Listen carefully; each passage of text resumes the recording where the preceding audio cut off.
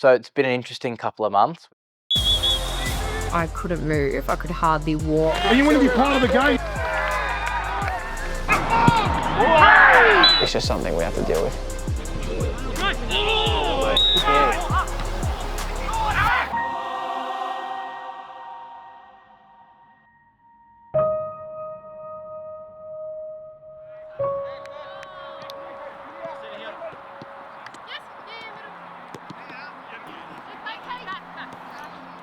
We are heading towards the halfway point of the season, and things haven't gone quite as planned.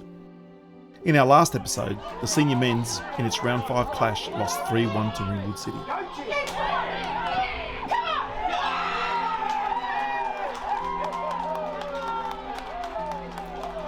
Since then, it has been a roller coaster of emotions. They all look good. We've had a couple of highlight wins in there, but more than anything, we've been slightly disappointed by the results as a whole. Riversdale was probably the best game of football we've played all season, and to not get 3 points was bitterly disappointing. It's pretty tight first half. We're 0-0 at the break. Second half, Cam got the penalty. We went 1-0 up. Jayden got the goal to put us 2-0 up right at the end, and we pretty much, I think everyone thought we'd won that game. Finish it.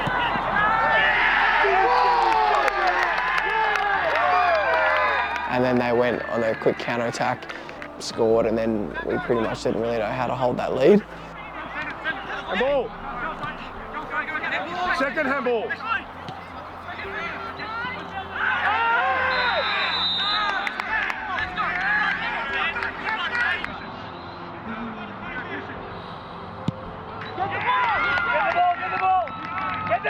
Yeah, then straight from that, they scored 2-2, and that was it. Draw 2-2.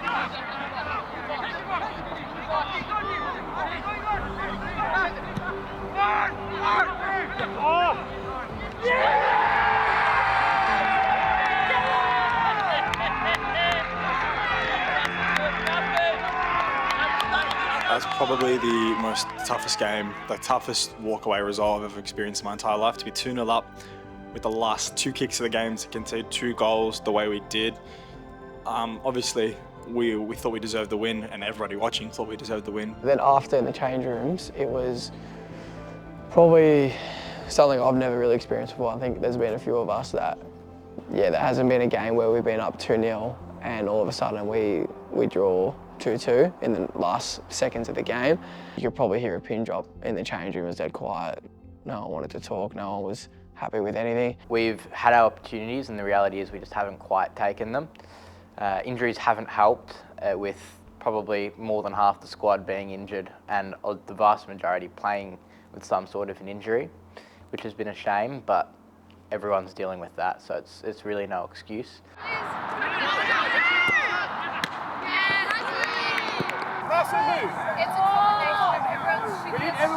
Coming off of round 1 where we won 11-1, obviously we were feeling really good. I think the way we played then kind of set us up for the rest of the season. We went into it knowing where we play, how we play, and then I think the score really reflected that, especially as a team. As it is a bit of that mental game as well as the physical as well, which we are trying to work on, and I think these past couple of games have really reflected that.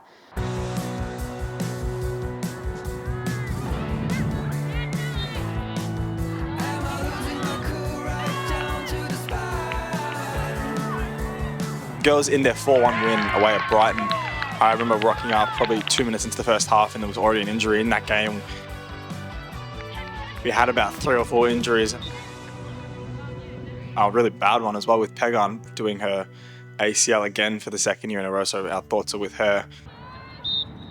The second half started, literally it kicked off, and I just got to pass through, and I was just running onto the ball, the other team had won the ball, and I don't know, I was I kind of pushed Josh under a little bit, and then, I don't know, I was just running, and then I just felt my left knee go in, and then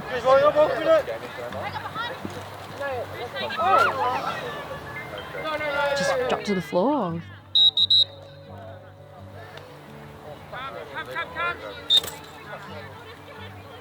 When Pega got injured, I think all of us were kind of really nervous because she had just come back from a really serious injury that took her out all of last season.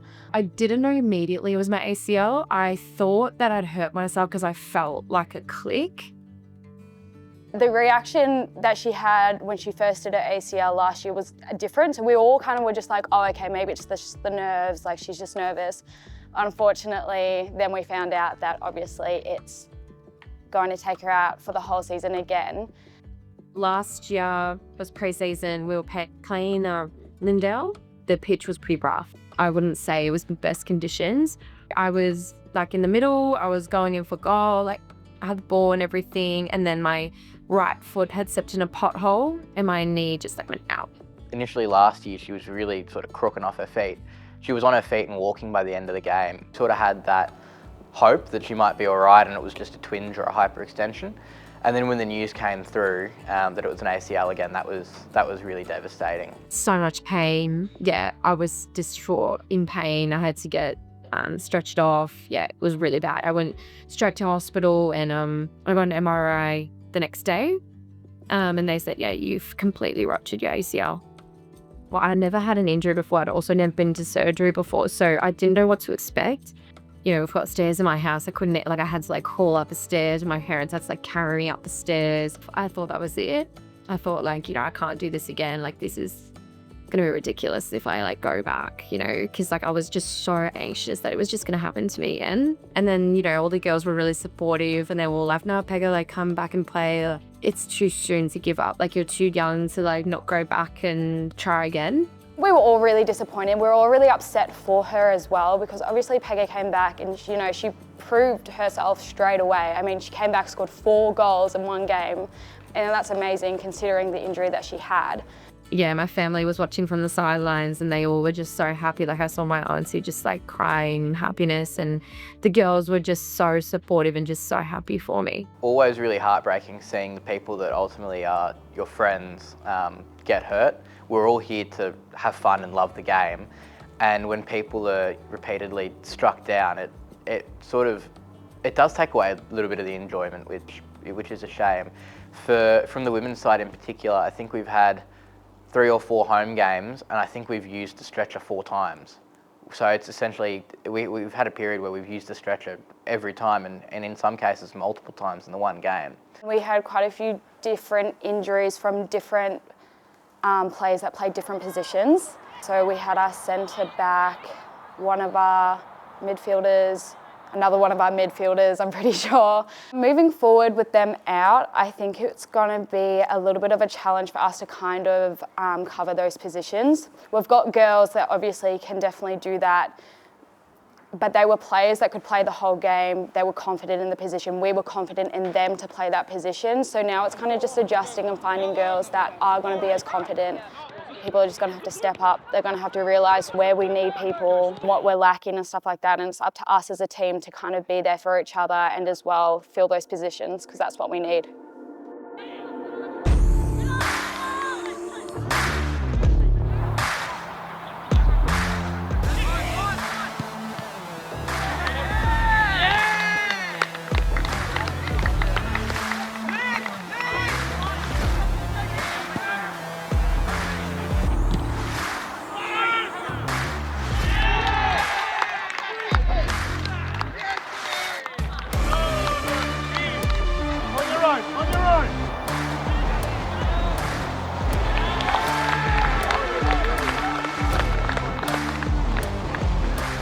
The Knox game was a game where we were 3-0 up quite easily in the earlier portions of the game, and we were pleased with that.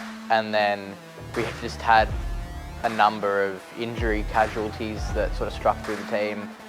Jegs with a hamstring that's been plaguing him, Jayden as well with something that he'd sustained probably a month prior to that. Dean as well a little bit, so we took quite a few off through injury. We sort of faltered and conceded a couple of goals.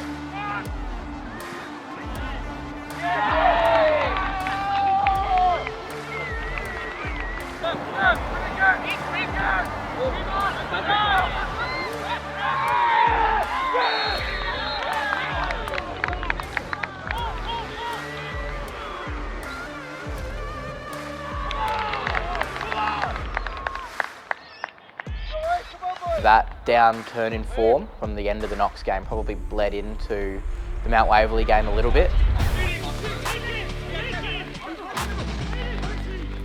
Round 8 saw the men taking on Mount Waverley City. This time last year, it was a top-of-the-table clash. This year, it's a fight for survival.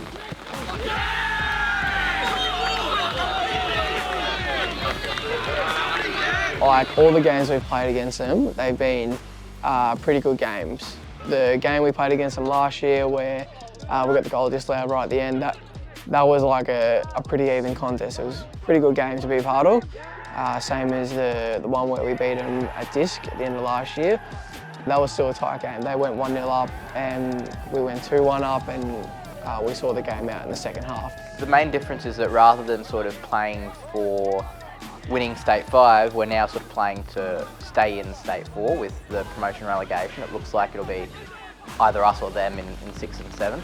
So I think the stakes of the game weren't lost on anyone. I think the football that we played last year was a really high level. This year I think it was more of a scrap, but it was one of those days where it was just hailing, raining, the pitch was a bog heap. With, again, Jags and Jayden were out for that Mount Waverley game, and we took the lead through a really good goal. Cam and Fayla worked together well.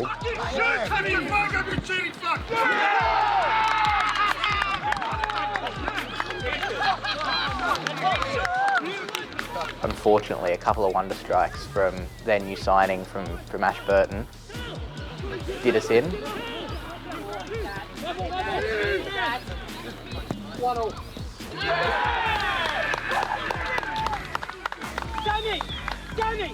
We're creating a few chances. It's just, you know, not as strong defensively as probably what we are, although it's just a couple of lapses in concentration that led to the goals.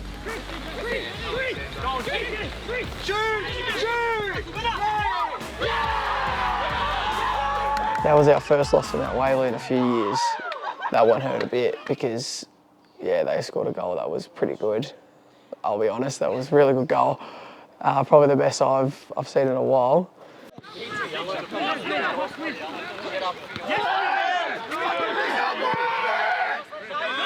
As usual, every time against Mount Waverley, we always cop red cards. So Dean got one yellow card for dissent and then a second where he was swearing under his breath to himself. The lino has heard that and flagged and then gotten the ref to send him off. You know, you can't go back and look at it like, oh, you shouldn't have done that, because in the heat of the moment, there's sometimes we just can't stop ourselves. You see players swearing pretty consistently and no one thinks anything of it. This occasion, the lino decided to pick it out. He got the yellow. He got the yellow. And you want to be part of the game, you just the lino. Straight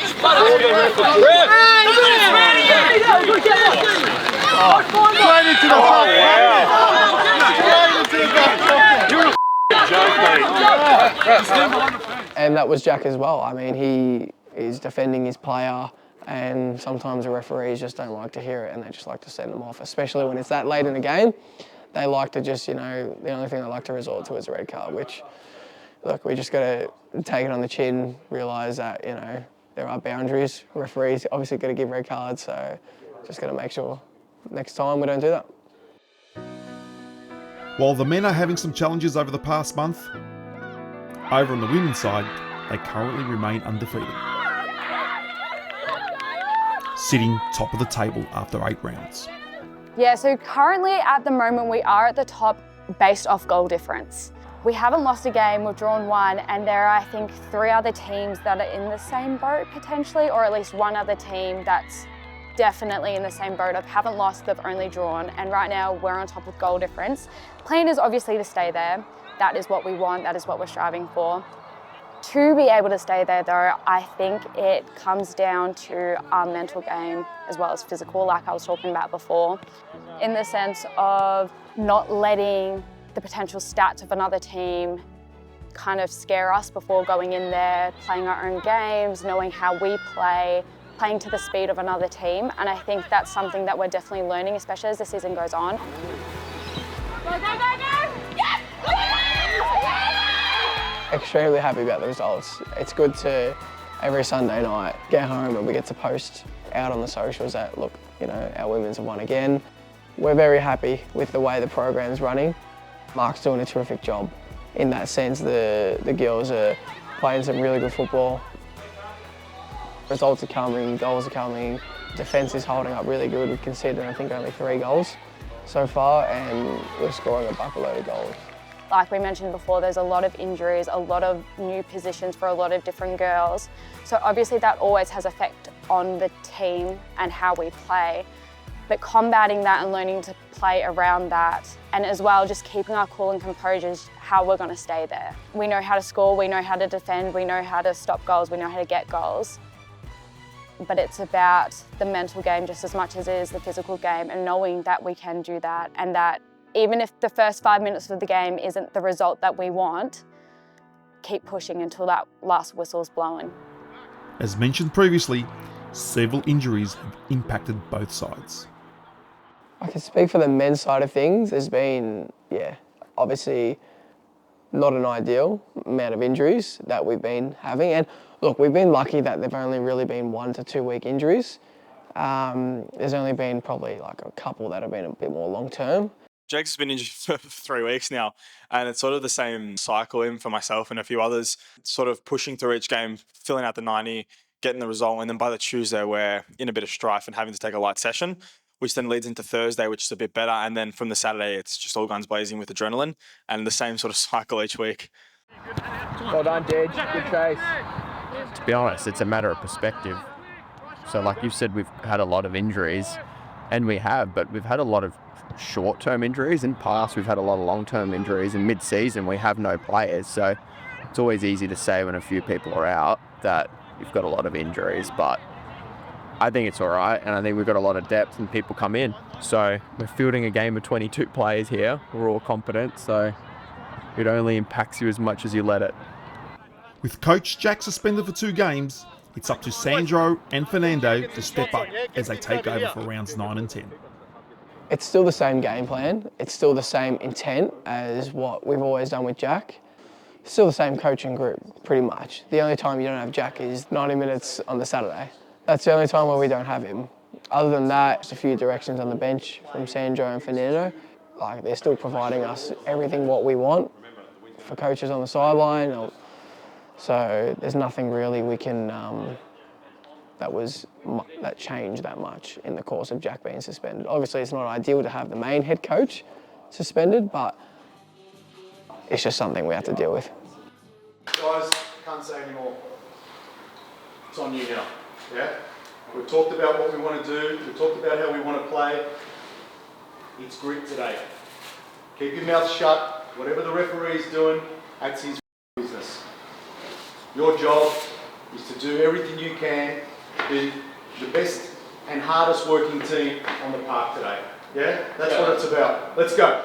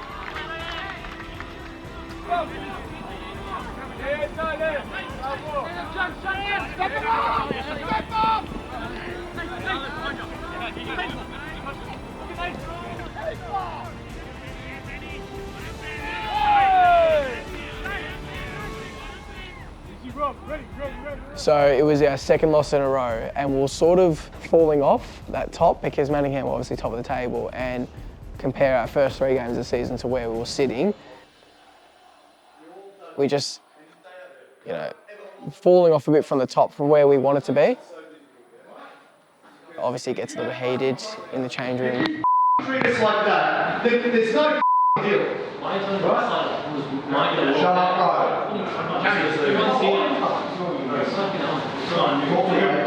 We're actually praising you now. It's all in the heat of the moment. It happens there, people move on. You know, people are not going to take it personally. People are not going to dwell on it forever. It gets said, things get said, and then Tuesday everyone's back at training and ready for the game on the weekend again. This team, one good thing about us is no one ever gives up. No one. We were down 6-0 at one point in this season and everyone was still running. Today it was 2.5 for a couple of losses. Everyone was still running ahead of scoring. And it also led into King's Domain. They were another couple of really tough losses.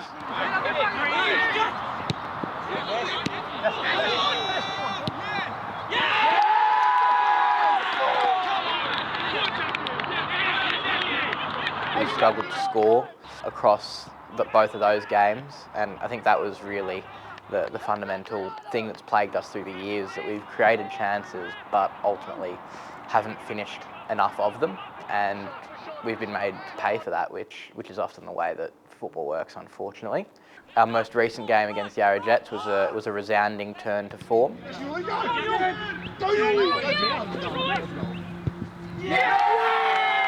It was really good to have Yuli back on the score sheet, even though, once again, following on with our theme of the season, his day was ended early on.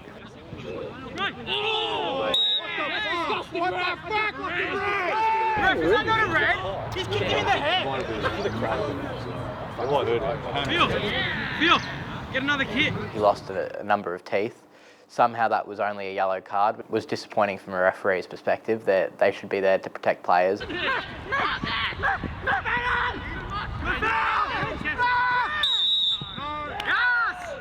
you waiting for advantage?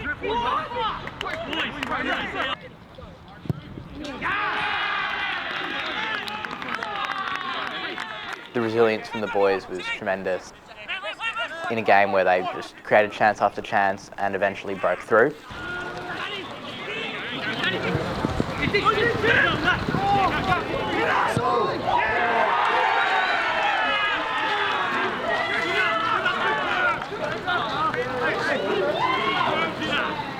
A few of the new boys that have come into the squad as the season's rolled on really performed on Saturday. Adriano was great. Liam, who's come across from Port Melbourne, was terrific as well and instrumental in that win. So we're really looking forward to the back half of the year from a senior men's perspective. At the conclusion of round 11, the men's are sitting 6th on the ladder. But can they now launch higher up the ladder as they enter the second half of the season? Like I said at the start of the year, every team should be aiming to win every league that they're in every season. Sometimes that comes to fruition, sometimes it doesn't. We're in a position now where halfway through the year we're in 6th. Not that it's not gone our way, but we know what we did wrong. Like, we've looked back at them, we can see in games, in times where we need to be better. Like, we've played everyone once. We sort of understand the league a bit better now, because obviously it's our first time in this league. So second half of the year, we're looking to pretty much cement our place in that top 6. We don't want to be fighting, you know, like how we are now, that we just bounce back into top 6. The name of the game is take it 1 week at a time, try and win that game, and then focus on the next one and see where you end up. I've never really been in a relegation battle. I don't think no one here really at this club has been in a relegation battle, because we've always been a State 5 team, sort of in the top half of the league. So it's something new to us, and we're just got to prepare for it as best as we can.